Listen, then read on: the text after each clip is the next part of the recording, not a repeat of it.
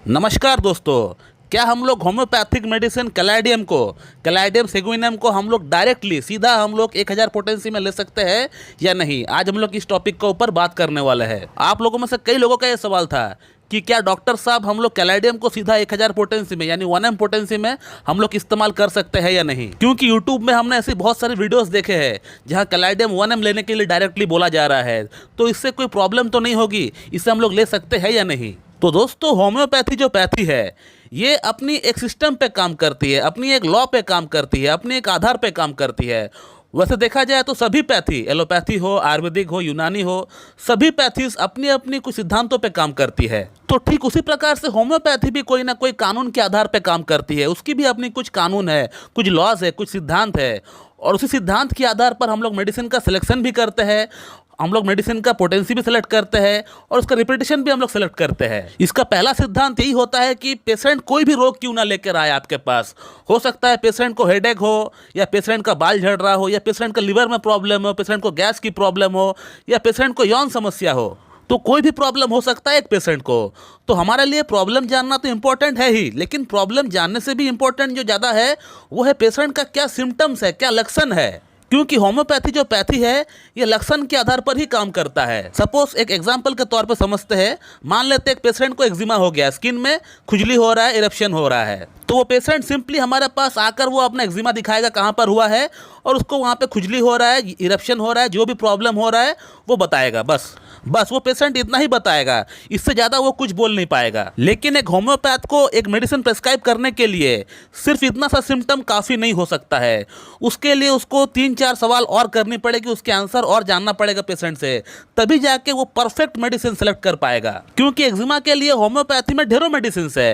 मैं कौन सा मेडिसिन प्रेस्क्राइब करूँ उस पेशेंट को? तो मुझे पेशेंट से ये जानना पड़ेगा कि कौन सी मेडिसिन का लक्षण इस एक्जिमा से, इस पेशेंट का प्रॉब्लम से मैच हो रहा है, मुझे ये जानना पड़ेगा। तो उसके लिए कुछ सवाल करना पड़ता है पेशेंट को, जैसे ये प्रॉब्लम कब से स्टार्ट हुआ है, ये प्रॉब्लम कब बढ़ता है, कब कम होता है, पानी लगने से प्रॉब्लम में बढ़ोतरी होता है कि नहीं, या गर्मी में प्रॉब्लम बढ़ता है कि नहीं, या ठंड में प्रॉब्लम बढ़ता है कि नहीं, कब कम होता है, या वहाँ से कोई खून आता है कि नहीं, पस निकलता है कि नहीं, पानी निकलता है कि नहीं, या वहाँ पे खुजली होता है कि नहीं, या खुजली के साथ जलन होता है कि नहीं, पेशेंट का फैमिली हिस्ट्री में ऐसा कुछ है कि नहीं, या पेशेंट एलोपैथिक मेडिसिन कुछ ऐसे खाए है कि नहीं। तो इतने सारे सवाल का आंसर पाने के बाद ही हम लोग किसी एक मेडिसिन का सिलेक्शन कर पाते हैं।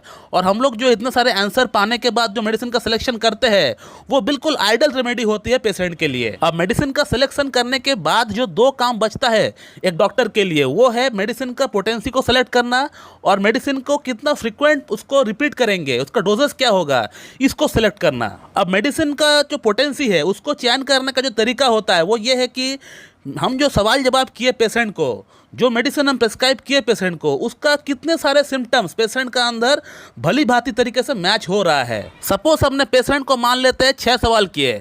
अब 6 में से अगर 4 प्रोमिनेंट सिम्टम अगर पेशेंट का अंदर मैच हो जाता है, 4 या 5 सिम्टम मान लेते हैं पेशेंट का अंदर मैच हो रहा है, तो हम लोग जो मेडिसिन का सिलेक्शन किए हैं उसको हम लोग हाईएस्ट पोटेंसी में देंगे और उसका रिपीटेशन बहुत ही कम करेंगे। तो मेरा कहने का तात्पर्य यह है कि जितना ज़्यादा पेशेंट का लक्षण और मेडिसिन का लक्षण मैच करेगा उतना हाईएस्ट पोटेंसी में हम लोग मेडिसिन को प्रेस्क्राइब कर सकते हैं। जैसे कैलाइडियम का बात कर रहे हैं तो कैलाइडियम का ही हम लोग बात करते हैं। कैलाइडियम का 6-7 प्रमुख सिम्टम होता है।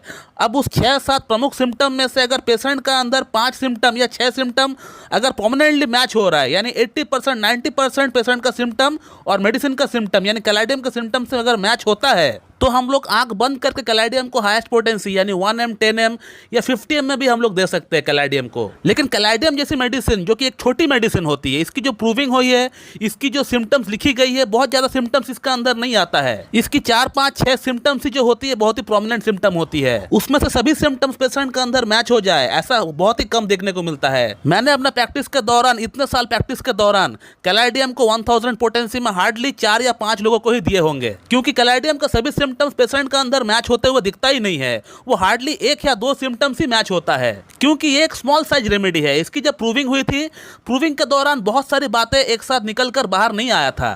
तो इसमें बेसिकली ये देखा गया था कि ये यौन समस्या को काफी हद तक सही करता है, तो ये यौन समस्या के लिए ही बेसिकली दिया जाता है। वो भी लोएस्ट पोटेंसी में कैलाडियम को इस्तेमाल करना चाहिए। जैसे मैंने एक वीडियो में बताया हुआ है इसको लेने का सटीक तरीका, उसी तरीके से अगर आप इस्तेमाल करेंगे तो इसमें आपको एटलीस्ट साइड इफेक्ट नहीं होगा, इसका कोई दुष्प्रभाव आपका अंदर नहीं होगा। ऐसे बहुत लोग हैं जो कि कैलाडियम को 1000 पोटेंसी में डायरेक्टली खा रहे हैं किसी का वीडियो देखकर, उसके बाद उन्होंने मुझे व्हाट्सएप पे कांटेक्ट किया कि सर हमारे अंदर एग्रावेशन हो गया कैलाडियम का, हमारा अंदर प्रॉब्लम्स बढ़ गया, अब हम क्या करें, आप मुझे हेल्प करिए। तो 1000 पोटेंसी में कभी भी खुद से आप ना ले, अगर डॉक्टर प्रिस्क्राइब करता है वो 100% इंश्योर होता है तभी जाके आपको 1000 पोटेंसी में आपको देता है। तो कैलाडियम को आप हमेशा लोएस्ट पोटेंसी में इस्तेमाल करिए। जैसे मैंने एक वीडियो में बताया हुआ है, उस वीडियो में आप लोगों की तरफ से बहुत प्यार आया हुआ है, आप लोग उस वीडियो को देखिए, उसका थंबनेल आप देख पा रहे होंगे स्क्रीन पे, ये वीडियो को आप लोग जाकर देख लीजिए। इस वीडियो से आप लोगों को ये पता चल जाएगा कि कैलाडियम को इस्तेमाल करने का सही तरीका, सही विधि क्या है।